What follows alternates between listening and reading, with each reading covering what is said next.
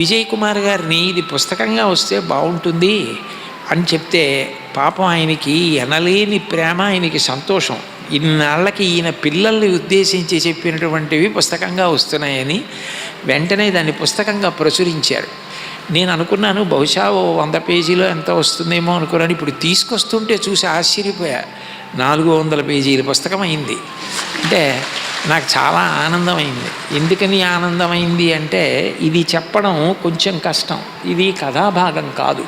ఇప్పుడు ఏదో 4 సర్గలకి వ్యాఖ్యానం చేయడమో లేకపోతే 5 శ్లోకాలకో 3 పద్యాలకో చెప్పడం తేలిక.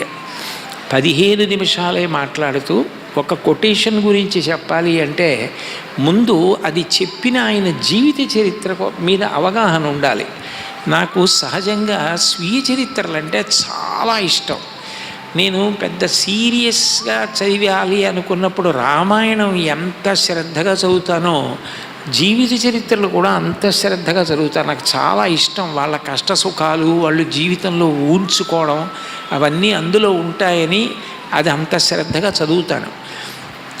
నేను ఆ జీవిత చరిత్రలు నేను చదివినవన్నీ అట్టపెట్టెల్లో పెట్టి పైన పెట్టి రామాయణ భారత భాగవతాలు లలితా సహస్రం 18 పురాణాలు ఇవి ర్యాక్స్లో ఎదురుగుండా ఉంటాయి. ఎప్పుడూ చెప్తాను కాబట్టి ఇవన్నీ పైనుంచి కిందకి దింపి మళ్ళీ వాటిల్లోంచి ఒక్కొక్క కొటేషన్ తీసుకొని ఆ కొటేషన్ మీద మాట్లాడుతుండేవాడిని. అందుకని సహజంగా నాకు ఉండేటటువంటి వలయం ఏది ఉంటుందో నేను సాధారణంగా మాట్లాడే శ్లోకాలు పద్యాలు కాకుండా ఇందులో మీకు ఒక భిన్నత్వం కనబడుతుంది. నేను ఒక అబ్రహాం లింకన్ గురించి ఎలా మాట్లాడాను, విన్స్టన్ చర్చిల్ గురించి ఏమని మాట్లాడాను, మార్గరెట్ థాచర్ గురించి ఏమని మాట్లాడాను, ఫోర్డ్ చెప్పిన విషయాల గురించి ఏమని మాట్లాడాను, దాన్ని మళ్ళీ సనాతన ధర్మంతో సమన్వయం చేస్తూ అవసరమైతే శ్లోకాలుగా, అలాగే భర్తృహరి, సుమతీ శతకం అట్లా రోజుల్లో చాలా చాలా మాట్లాడాను. వాటి కోసం ఇన్ని పుస్తకాలు ఇది అయిపోయిన తర్వాత నేను ఆ పుస్తకాలు సర్దుకోవడానికి నాకు చాలా సమయం పట్టింది. ఒకసారి ఇది చేస్తున్నప్పుడు స్వాతంత్ర దినోత్సవం ఏదో వచ్చింది.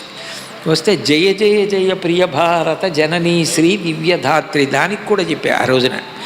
అట్లాగే జాషువా గారి నవ్వవు జంతువులు భరతఖండంబు చక్కని పాడియావు స్వాతంత్రోద్యమ సమయంలో గొప్ప పద్యం. అలాగే భర్తృహరి దాంట్లోంచి కేయూరాణిన భూషయంతి పురుషం ఇవన్నీ అనేకమైనటువంటి విషయాలు ఆ రోజుల్లో ఇవి. దీనికి దాని సారాంశం తీసి దానికి మంచి మంచి పేర్లు కూడా పెట్టారు.